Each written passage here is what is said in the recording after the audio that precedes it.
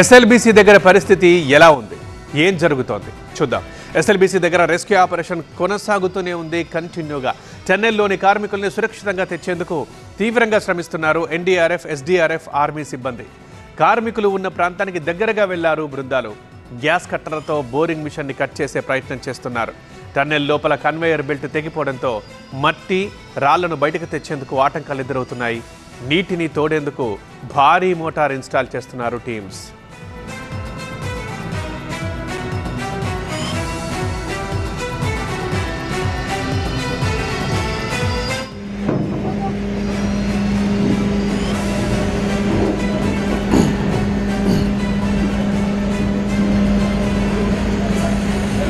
ప్రమాదం జరిగి 3 రోజులైంది. గంటలు గడుస్తున్న కొద్దీ లోపల చిక్కుకున్న వారి పరిస్థితిపై ఆందోళన కలుగుతోంది, అది పెరుగుతోంది. బాధితులు సురక్షితంగానే ఉన్నారనే ఆశాభావంతోనే సైన్యము ఉంది, ఎన్డీఆర్ఎఫ్ ఉంది. అందుకే రక్షణ చర్యల్ని ముమ్మరం చేశాయి. మరోవైపు టైం గడుస్తున్న కొద్దీ సహాయక చర్యలు మరింత కఠినంగా మారుతున్నాయి. సొరంగంలో 200 మీటర్ల మేర బురద పేరుకుపోయింది. బురదతో పాటు నీళ్లు నిలిచి ఉండడంతో బృందాలు ముందుకెళ్లలేకపోతున్నాయి.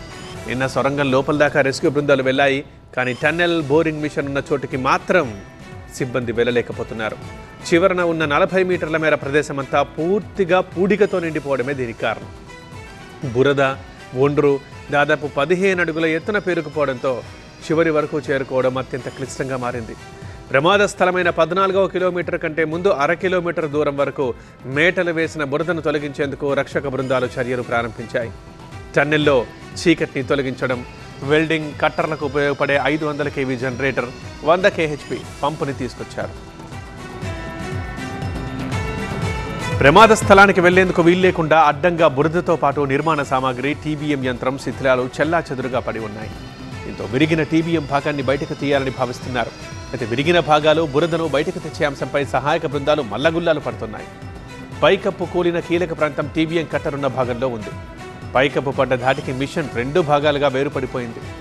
పైకప్పులో మరిన్ని కంపనాలు ఏర్పడే ప్రమాదం ఉందని నిపుణులు చెబుతున్నారు. ఇవి ఇలా కొనసాగితే టన్నెల్లో చిక్కుకున్న 8 మందిని రక్షించేందుకు రెస్క్యూ ఆపరేషన్ కొనసాగిస్తూనే మరోవైపు ప్రమాదానికి కారణాలేంటి, దీని నుంచి ఎలా బయటపడాలనే కోణంలో ప్రభుత్వం కసరత్తు చేస్తోంది.